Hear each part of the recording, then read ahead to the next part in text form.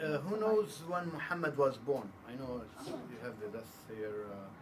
Muhammad was born in 570 AD, right? Almost 600 years after Christ. And Muhammad was very an interesting personality. He was a prophet and a king, okay? A prophet, quote unquote, and a king. But if a king dies, you can just get a king. But a prophet is difficult. But also the problem with the death of Muhammad is that he was the first of his kind in Arabia. Okay, it's not like the Jewish prophets, okay, or the Israelite prophets, to be more exact, not Jewish, So Muhammad died in 632 AD at the age of 62 almost, and his cousin Ali took the body to bury him. Now Muslims were in disarray, and Muhammad came out of Medina. He was born in Mecca, but he immigrated to Medina, okay, in 622 AD. He came out of Medina and conquered most of Arabia in his lifetime, okay, but his conquests were not always military. He had alliances. Doug always says they unite tribes in the bedroom. So if he cannot conquer them, he would marry their daughter, okay, the daughter of the chief, right? So I mean, this is what Muhammad did. So there were alliances, there were people who converted. So not all of them were really solid Muslims, if I can say. So so the Muslims were in disarray, and his cousin Ali. You should remember this name, Ali, A-L-I, like Muhammad Ali, the boxer, okay? So Ali was, burying the body, and we should talk a little bit about Ali. Ali is very important because the Shiites believe that he was their first Imam. Sunni Muslims say Caliph, Khalifa, means successor. We'll talk more about this. Shiites say Imam, okay? What qualifies somebody like me, a pastor from Fort Wayne, okay, to talk about the history of Islam? Okay, do you know anything about my expertise? So I was talking in the sermon that I was not, I lost focus when I was studying medicine, so I did a few degrees. One of them was master's degree in history of Islam at the American University of Beirut. Then later wrote a PhD dissertation on early Islamic sources. So I knew Islam as a former Muslim, as a Muslim Brotherhood activist, and as a adjunct professor of Islamic studies as well. See? I taught also at Concordia and Arbor, Islam and the West, before I left Michigan. So, I mean, it's my expertise, and I'm ashamed to say sometimes that I know the Quran more than the Bible because I grew up with it. So anyway, so Muhammad and his household, this is an important thing to understand the Shiite really theology and faith. This is really, if it doesn't, why this doesn't work? Anybody knows more about the Quran here? Why it doesn't work? I mean, it's really a fake picture. I'm taking my time because in the Middle East we preach 7 hours. So the Quran was not a book. The Quran used to be put in like a room like this, piled up, pieces of stone written on it, verses from the Quran, pieces of wood, bone, So we'll talk later who compiled the Quran in something like the Bible. So this allegedly is Muhammad. This is his cousin Ali with his famous sword. We'll talk more about it. And this is Muhammad's youngest daughter, Fatima. Muhammad didn't have his male children died early. His wife was older than him. I mean, the more I kind of study genetics, the more I think maybe she was in her 40s when he was kind of, it's what they claim. He was 25, she was 40. His first wife. So his, it seems always females are diehard, so he had 4 female children, okay? The youngest was Fatima, who survived. All of them died during his time, but his lifetime, but Fatima survived him by 2 or 6 months. So she was his youngest and his apple of his eye, and he banned his cousin from polygamy as long as he lives, or she lives, you know. So he made a proper arrangement. Don't marry anybody, or, you know. So Fatima was his youngest and the apple of his eye, okay? And she gave birth with Ali to 2 children, which is, their names are very important. Hassan and Hussein, like Hussein Obama, so you'll remember this. Hassan and Hussein. We'll tell why he's wearing red, because he's the martyr in the Shiite faith.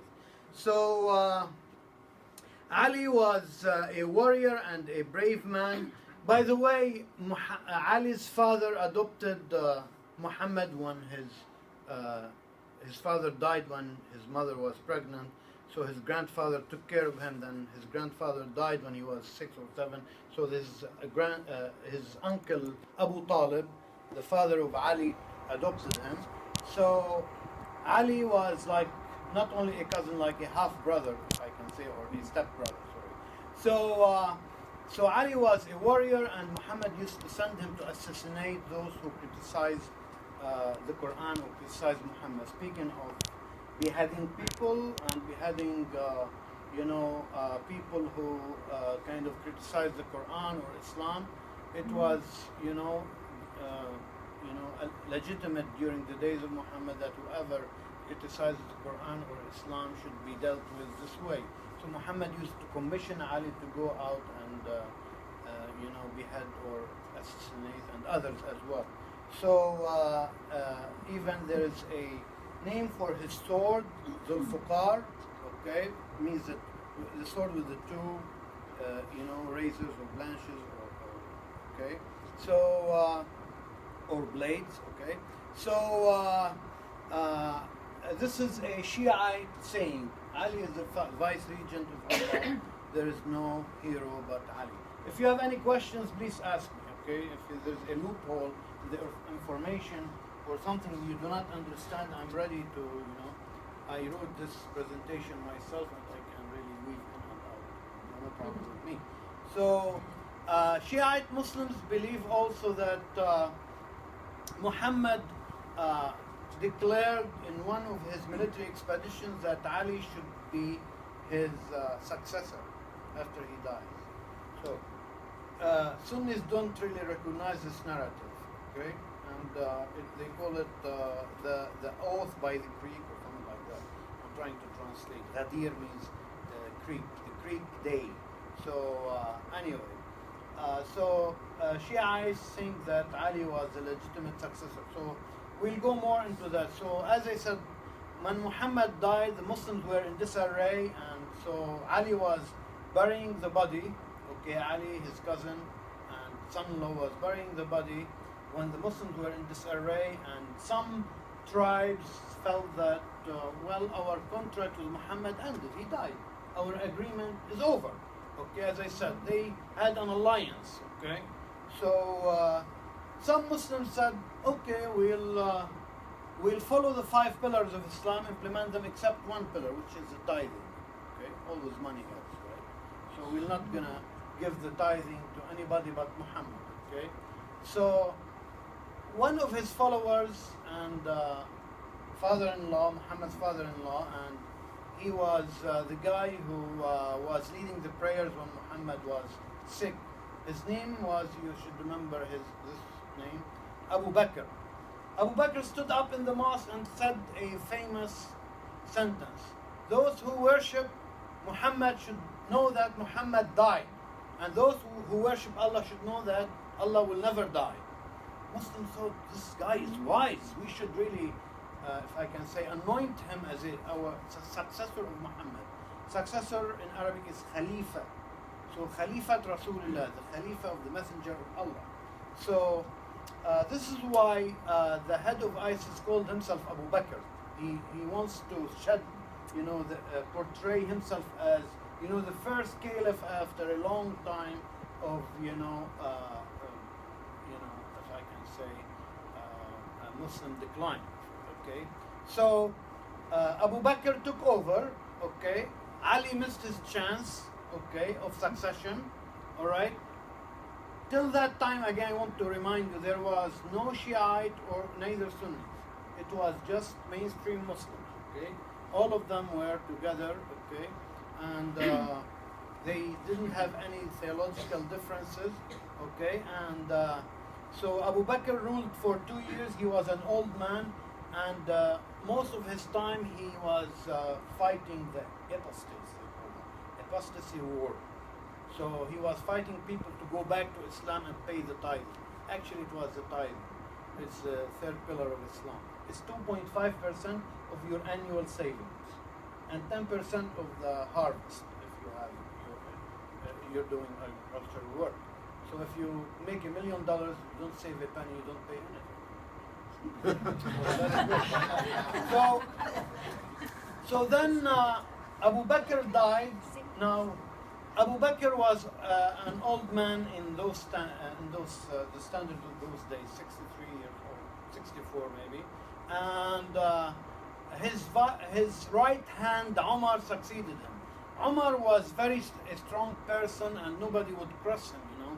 So nobody thought that anybody is qualified more than Umar. So if the president died, the vice president has been there for years, you would say the vice president should take over, right? So nobody questioned Umar. Okay, so Ali lost his chance another time.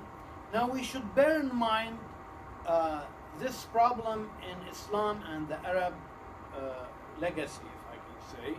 There is no legacy of succession or transfer of power. Okay, so this is why, as I said, there are no former presidents in the Arab world, you know, except Lebanon, which Christian president, etc. So after Umar, let me explain that Umar was leading the prayers. He ruled for 10 years. He was leading the prayers in the mosque when a convert from Persia stabbed him. Umar, well, the guards took him and killed the assassin, but Umar took a few days to die, and he appointed a committee of 6 people, and he said, choose one among you to succeed me, a caliph among you. So Ali was one of those 6, but he was the youngest. So Arabs respect white hair a lot. It's experience, it's seniority. So they didn't really appoint or choose or elect Ali. So Ali missed his chance a 3rd time, right? So Uthman took over. He was Muhammad's son-in-law, a very rich man. Muhammad actually gave him one wife and one daughter in marriage. She died, so he gave him the other, and he said, if I have a 3rd one, I'll give it to Uthman too. So Uthman was from the richest tribe in Mecca, and his tribe was cosmopolitan, if I can say. They were traders with Damascus, and some historians say they spoke Greek, and they were an aristocracy. So he didn't trust anybody but his cousins. One feat by Uthman was to compile the Quran. He compiled the Quran, but all Muslims give him credit for that, except Shiites. They believe that he did, but they don't really consider it a feat. But I mean, they belittle that. So Uthman was nepotistic. He believed only in his cousins. So the empire was growing. As I said, Arabia. Then under Umar, they took Egypt and Persia. Assyria was taken during the early days of Umar too. So the kingdom or the empire extended from, if I can say, from Persia to North Africa during the days of Uthman. So Uthman didn't trust anybody but his cousins. So he appointed one of his cousins governor of New York, the other cousin governor of California. Okay, what I mean by that, he appointed one cousin governor of Damascus. Arabia is poor; it's mostly desert. So the wealth was the oil was not known then. So the wealth was in agriculture, right? So Damascus and around it, the Fertile Crescent was the most important, and second was Cairo. Cairo was not yet there. Alexandria and Egypt. So the revenue would come from Egypt, and so the big apple is Damascus, right? So he appointed his cousins there, okay? So, and the converts to Islam were growing in number, especially in Persia. Persia included Iraq too then, okay? Iraq, a new term. Iraq means river, so you have the Tigris and the Euphrates, so it means, so Persia sometimes extended even to Turkey, the Medes, okay? So anyway, so the Persian converts were increasing in number. The North African converts, by the way, North Africans are not all Arabs. They are Berbers, okay? They have their own language called Amazigh, etc. So the empire was growing and the converts were growing in number, and the Arabs kept hold of the government. Okay, so the converts started to feel that the converts started to feel discrimination. Okay, so there was a rebellion against Uthman, and they saw in Ali their champion. Now Ali did not really lead the rebellion, but he turned a blind eye towards that. So the rebels put the White Palace under the White House, under siege. Okay, the White House under siege, killed Uthman to pieces, cut him to pieces, Uthman the Caliph, and carried, if I can say, Ali to the throne. So many Muslims recognized Ali, but the cousins of the slain, monarch or president or king or caliph, the right word, did not recognize him. They said, "You have to punish the assassins." Okay. If Obama is assassinated, God forbid, and Biden takes over, God forbid too, right? and you find out that the bodyguard of Biden was involved in the assassination, you need to investigate. And this is what happened. Some of the bodyguards of Ali were involved in the assassination of the caliph, the former caliph. So the cousins of the assassinated, the slain caliph said, "Well, we do like Ali. He's a pious man. He is a cousin of Muhammad. He is his son-in-law, but he needs to bring, the assassins to justice." Ali refused, and a civil war broke out. Okay, those who supported Ali were called the Shiites of Ali. The word support means Shia. Supporter or partisan means Shiite of Ali. So, and those who did not support Ali were called nothing, really, because they were the main Muslims, so the mainstream, if I can say. So later we're called Sunnis, but it's a political divide. There is no theological problem yet. So a civil war broke out, and Ali was, as I said, a brave who really inspired other fighters, and he was able to almost to win the battle, a major battle near Syria, and it's between Syria and Iraq. I'll show you something that would kind of explain where the battlefield was. Okay, this was the battlefield.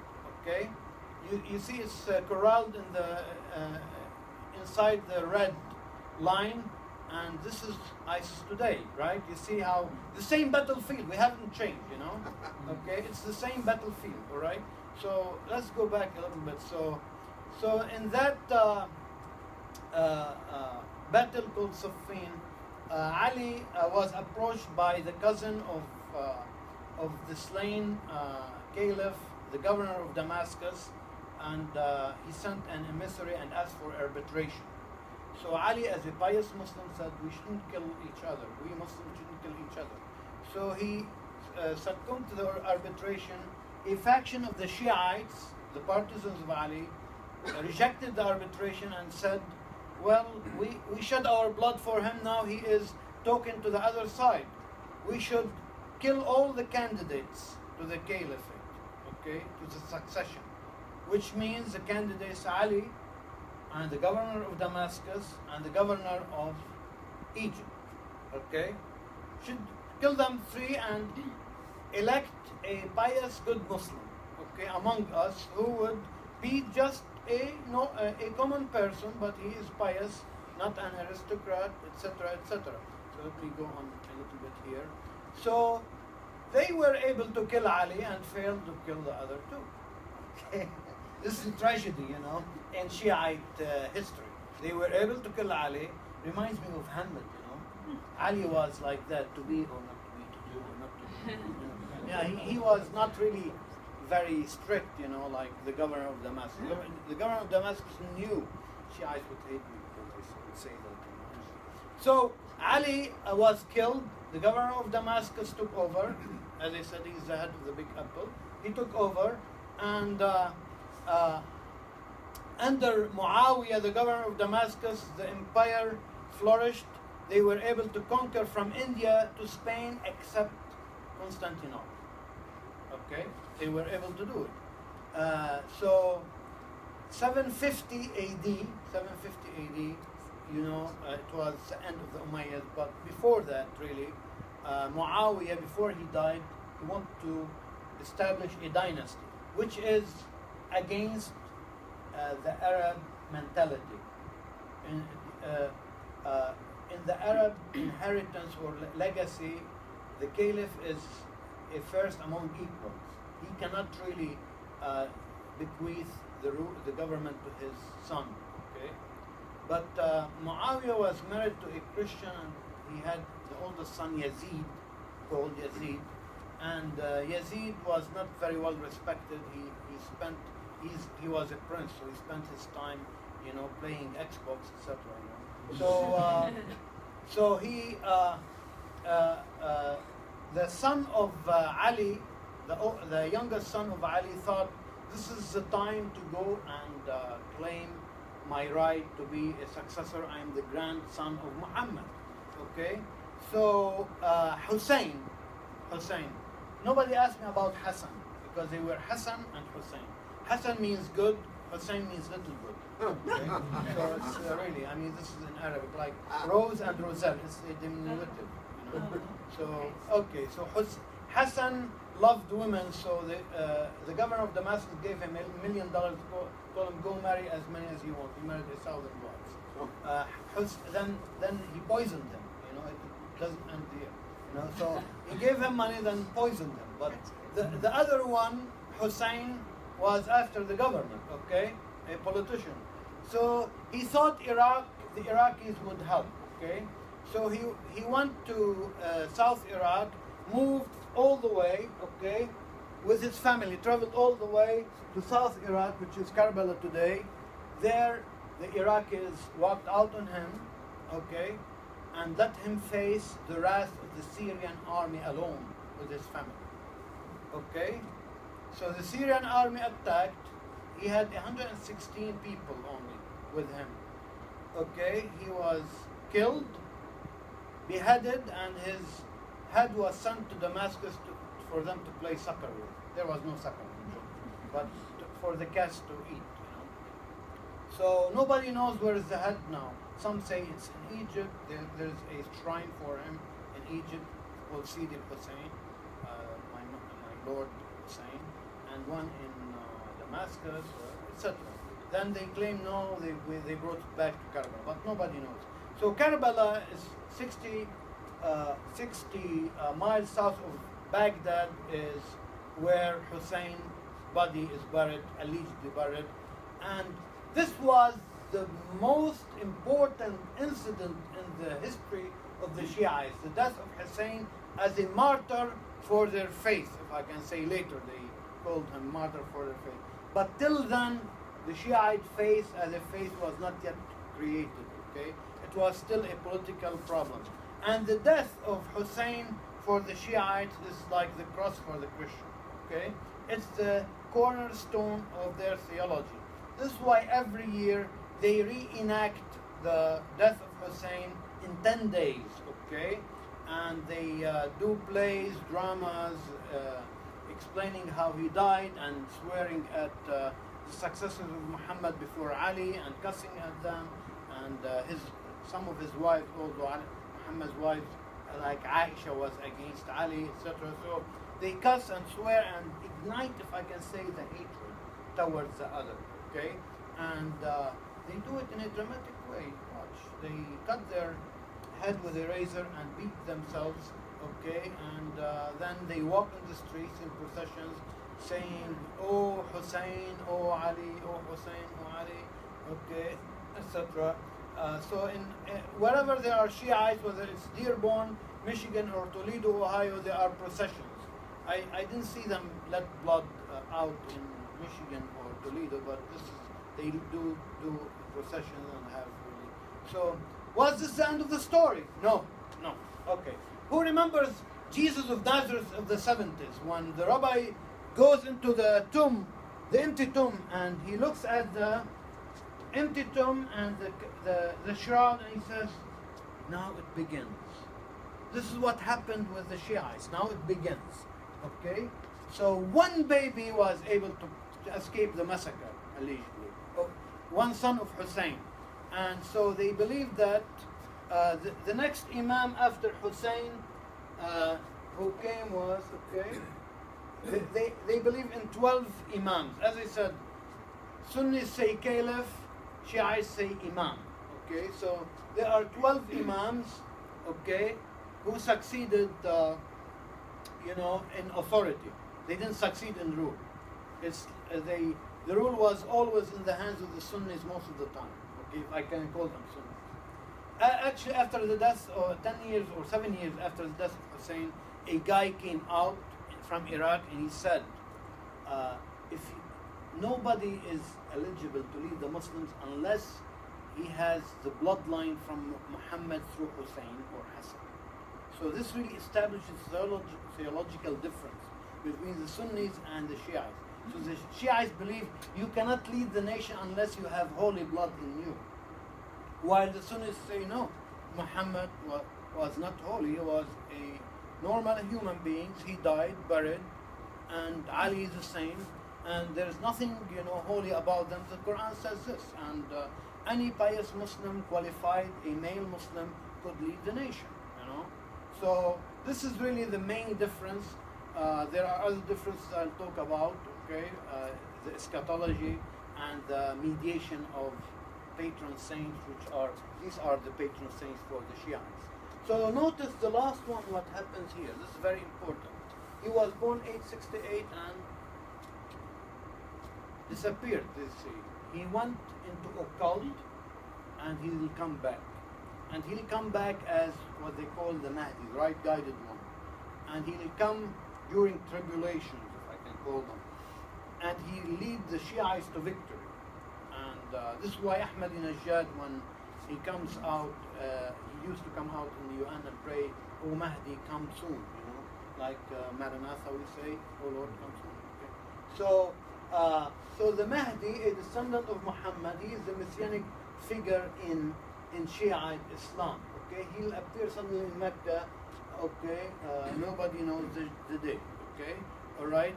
So there are, and all the nuclear weapons and the firearms will be kaput, and only the sword will work, and the Mahdi will be able to conquer, lead the Shiites to victory.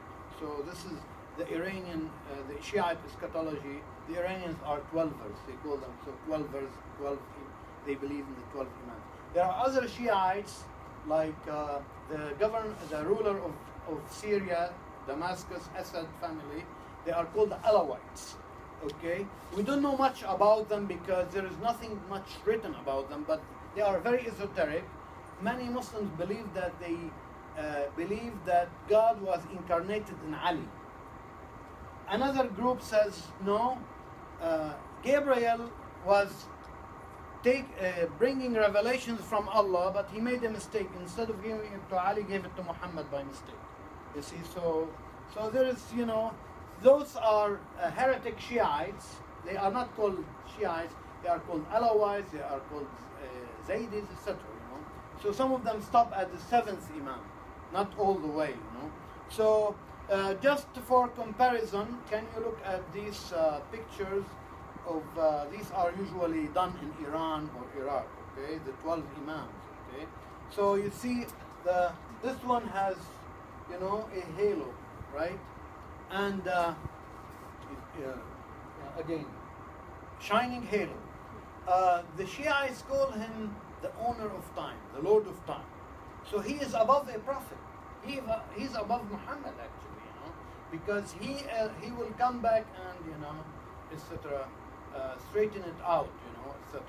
So compare again, okay? Compare again, okay?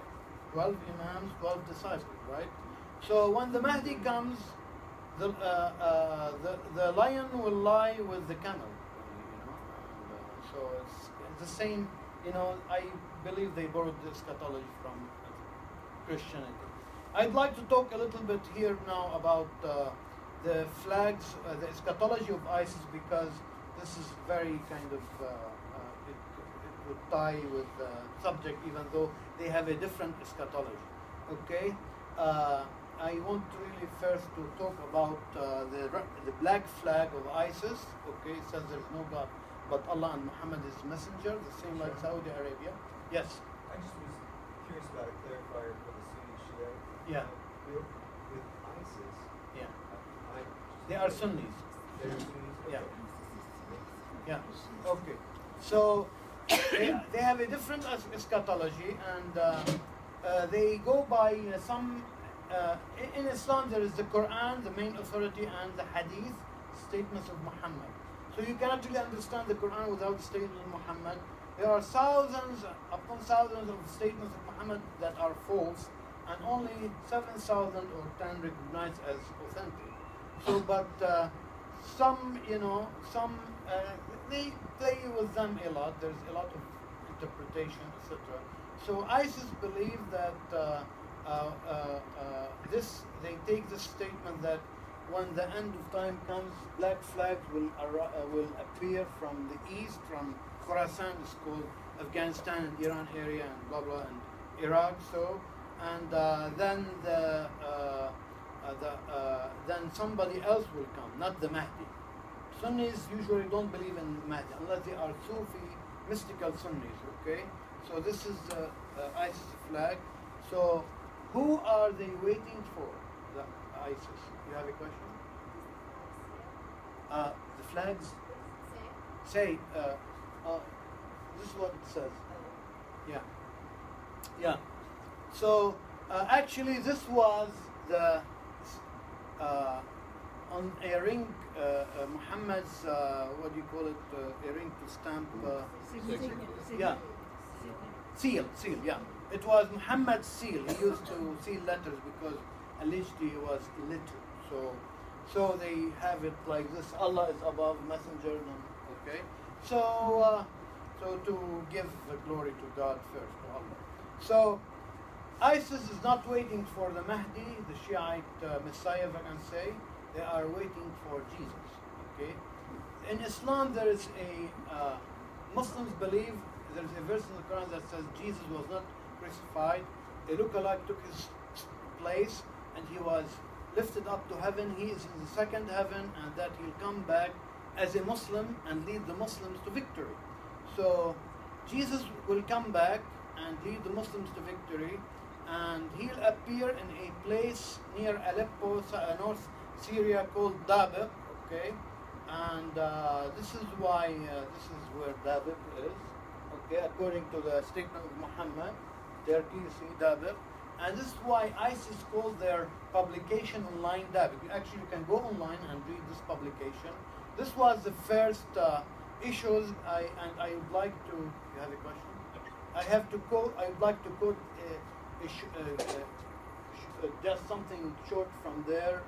Okay, this is a hadith. Okay, so Jesus will come from Dabq and kill the Dajjal, which is like the Antichrist for Muslims. Okay, and then he will also break the cross and kill the swine, and pour the liquor, and abolish the jizya, which is the poll tax in another community. Okay, so he'll appear, and the lion will lie with the lamb, as we believe. Okay, or the eschatology. So. I would like really to quote Dabq, because it's kind of, this is really quoted by Dabq also in the first really kind of issue. And this really, I want to focus on the issue of honor and shame in this culture, Islamic culture. It's a culture of honor and shame. If you want to read a good book on that. It's called The Close Circle by David Price Jones. It's a classic now, you know. So, this is the quotation I like to quote from the, you see, all Muslims everywhere, glad tidings, etc. Raise your head high, for today, by Allah's grace, you have a state and a Khalifa which will return your dignity. Okay? Muslims feel that they are the underdog and that ISIS, Sunni Muslims believe that the Shiite onslaught is backed by Washington and Iran, that Iran is taken over in Iraq. Okay, after Saddam was removed, Iran took over, and Malik was a Shiite prime minister, not an Iraqi prime minister. This was the Sunnis believe, and the Shiite militias are perpetrating massacres like the ISIS doing, but against the Sunnis. So ISIS believe that they are protecting the real Muslims, the real Islam, and they are really bringing back the dignity that was lost through the colonial times, okay? And then the modern age with the ascendancy of the West, okay? So again, this is another quote from Dabik, the publication, okay? Again, you will really kind of notice that he talks, this guy, one of the leaders, talks about dignity again and again. So ISIS is born out of a regional struggle between the Sunnis and the Shiites. After the invasion of Iraq, and let's say 3 years ago, the Shiites, who were the underdog in Iraq, rose to power, and Iran came into Iraq and started, okay, controlling the country, okay? So oppressing and suppressing Sunni Muslims, okay, even there was a movement against against terrorism, okay, among the Sunni tribes called as-Sahwa, but it means revival. After they gained against Zarqawi, if you remember, and the Al-Qaeda terrorists, they were not given any authority. So the disfranchised, if I can say, Sunnis rose again and sided with or Al-Qaeda, which became later ISIS. So it's born out of this regional struggle, okay, between Iran on one side, okay, and Saudi Arabia and the Gulf states on the other. And I want to add also the civil war in Syria in 2013 when it broke out. The Syrian regime was massacring and raping Muslim women, Sunni Muslim women, and really, because Washington did not move Saudi Arabia and the Gulf states started supporting the extremist elements among the rebels, and they joined Al-Qaeda, and then we have, ISIS born. It's like, Frankenstein, he tried to create a monster, a giant to control, but he couldn't, it became a monster. It got off hand. So the chaos in the Middle East, sectarian struggle and regional power. Who is who in the Middle East? Because we want to pinpoint this, because as the gentleman said there, so the Sunnis are Islamic State, Saudi Arabia, Gulf State, Turkey, Hamas, Jordan as well. I mean, I wrote this before the pilot was burned. So the Kurds are an ethnicity. They are Sunnis mostly, but there are Yazidis as well, which is pagan, the ones that ISIS corralled and really forced to convert or leave, or killed. Okay, the Iranians, the Iraqi regime, Syrian regime, Hezbollah in Lebanon, and Yemeni rebels today. So these are, if I can say, the Shiites, okay, and we should really always, when we look at these struggles, think about Iran and Saudi Arabia and the struggle between them for the leadership of the Muslim world, for the leadership of the Islamic nation, okay, and they are both Muslims. The Sunnis, the Saudis are Sunnis, the Iranians are Shiites, but they also have a different culture. The Iranians are Persians, okay, it's 5,000 years old. They don't trust each other at all, okay. So if I go back a little bit to the, it was a mistake after 9/11 to invade Iraq, I believe. Afghanistan was needed, and the neocons were able to convince, this is Prince. This is the ambassador, Saudi ambassador in Washington. Okay, Bandar bin Sultan.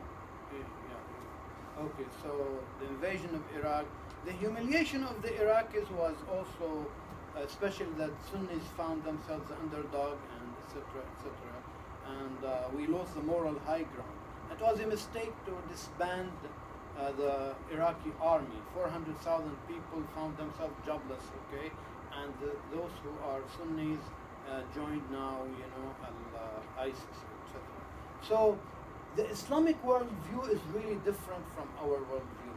Muslims see the West as a crusader, okay, and this is why it's always kind of portrayed that way, And there are mistakes too on our side that we water down the challenge or the threat. The Crusaders are not like ISIS. The Crusaders is a different story, and ISIS was created through Zarqawi, as I said, etc., etc., etc. So today Iran, okay, rules 4 Arab, okay, capitals: Damascus, Baghdad, Beirut in Lebanon, and Sana'a in Yemen. Okay, so you see that the Iranians rose to power and as a regional power, and if we let them have a nuclear weapon, that will be, or nuclear, device, that would be really a big mistake. Okay, so we should know that the Syrian rebellion started peaceful, and it was crushed by force, and Assad really kind of mowed down his enemies with chemical weapons in the beginning, and we did not really move to implement the international law, okay, and there are many red lines crossed. We did not really